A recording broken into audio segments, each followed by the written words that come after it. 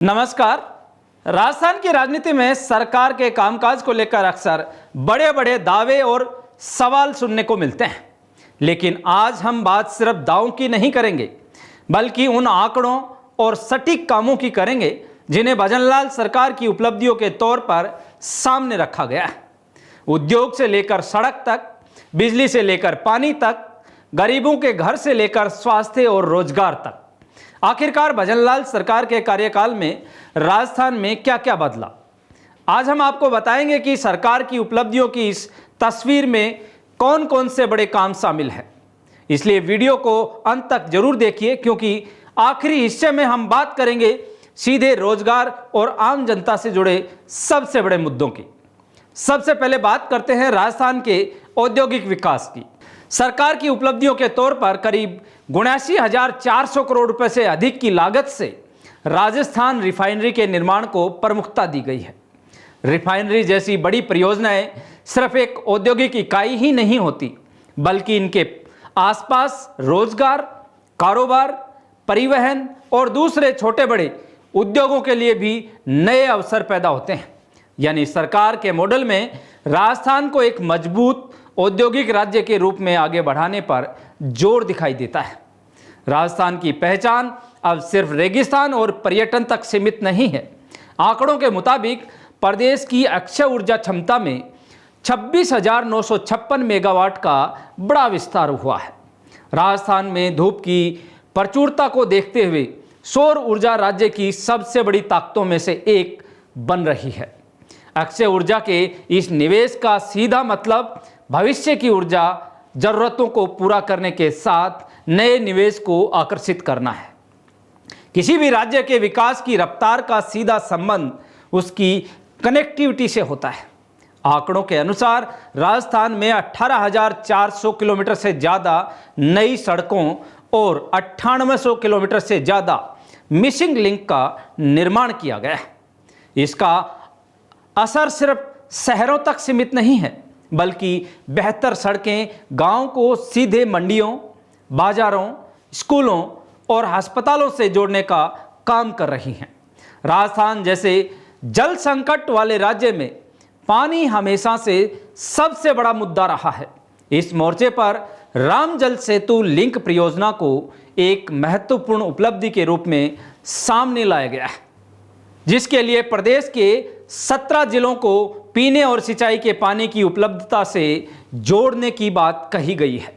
ये कदम प्रदेश के बड़े हिस्से को सूखे की समस्या से राहत दे सकता है। विकास के साथ साथ पर्यावरण संतुलन पर भी ध्यान केंद्रित किया गया है। सरकार की ओर से 21 करोड़ से ज़्यादा पौधारोपण को हरित राजस्थान के संकल्प से जोड़ा गया है। इतने बड़े स्तर पर पौधारोपण का सीधा उद्देश्य प्रदेश में हरित क्षेत्र को बढ़ाना और पर्यावरण संरक्षण को मजबूती देना है।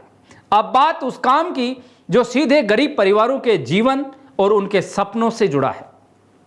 प्रधानमंत्री आवास योजना के तहत 4.80 लाख से अधिक पक्के आवासों का निर्माण कार्य पूरा कराया गया है।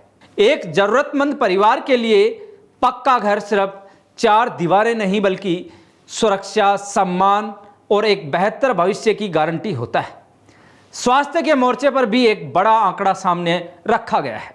इसके तहत 45 लाख से ज़्यादा मरीजों को 9,600 करोड़ रुपए से अधिक का कैशलेस उपचार उपलब्ध कराया गया है। जब गंभीर बीमारी के समय गरीब और मध्यम वर्गीय परिवारों को इलाज के भारी खर्च की चिंता नहीं होती, तो उसके सिर से बड़ा आर्थिक बोझ हट जाता है। सामाजिक कल्याण की बात करें तो पालनहार योजना के जरिए 6 लाख से अधिक बच्चों को 2,900 करोड़ रुपए से अधिक की सहायता दी गई है। वहीं सार्वजनिक परिवहन को आधुनिक और प्रदूषण मुक्त बनाने के लिए प्रदेश में 200 से अधिक PME बसों का संचालन शुरू किया गया है, जो शहरी कनेक्टिविटी को नई दिशा दे रही है। और अब बात उस मुद्दे की जिसका इंतजार राजस्थान का हर युवा करता है, यानी रोजगार। आंकड़ों के अनुसार सरकार द्वारा 1.80 लाख से अधिक ज़्यादा नियुक्ति पत्र वितरित किए जाने को अपनी सबसे बड़ी उपलब्धि के रूप में दिखाया गया है।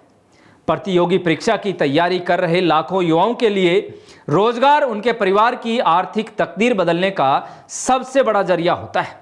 तो दोस्तों, उद्योग से लेकर ऊर्जा तक, सड़क से पानी तक और स्वास्थ्य से लेकर रोजगार तक, ये थी भजनलाल सरकार के कार्यकाल की पूरी रिपोर्ट। सरकार अपने इन आंकड़ों के जरिए विकास और जन कल्याण की तस्वीर पेश कर रही है। अब इन कामों का धरातल पर कितना असर पड़ा है, इसका असली फैसला तो जनता ही करेगी।